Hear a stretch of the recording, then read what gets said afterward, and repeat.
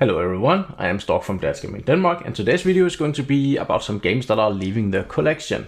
And the reason why they're leaving is because I have no more room, so I need to get rid of some to make room for maybe some new ones coming in 2025. Or maybe I'm just going to expand on some of the games that I have already. Some of the games can really take some expansions and then take a lot of space. So I'm going to give the reasoning for getting rid of each game. So without further ado, let's get right to it.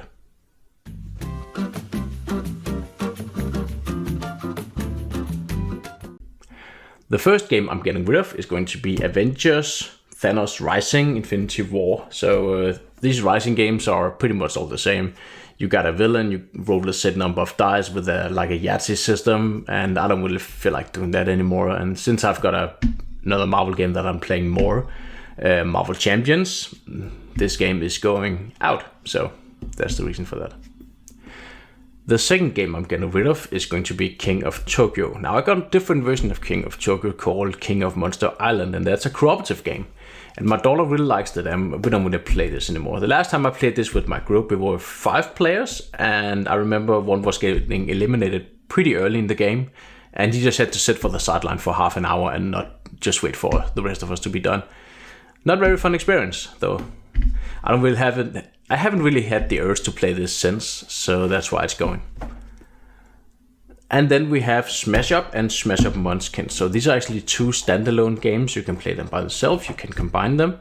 And yeah, if I want to get more enjoyment out of this game, I had to buy expansions, and I honestly don't really feel for it. I've tried some of the expansions on Tabletop Simulator, and we played them for a while in my group, and we don't really feel like playing them anymore. So there's really no reason for me to expand them to just get the same experience. So that's why they're going. And next up we have 2 monsters of cooperative games. These are boss battlers called Ants and they are Ants and War Eternal and Ants and the New Age. This is an expansion game, and this is just a standalone game. They can still be combined, all of them.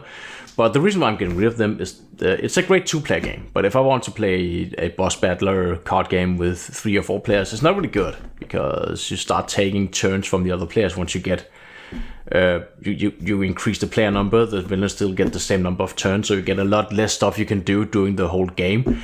And it kind of takes away the fun, because you feel like a lot of pressure to not really do what you want. You have to do like certain things in order to just survive, and it becomes much harder and much more difficult and much less fun. Sometimes you just sit there for 10 minutes and wait for the other players to be done, and that's not really a fun experience in my opinion.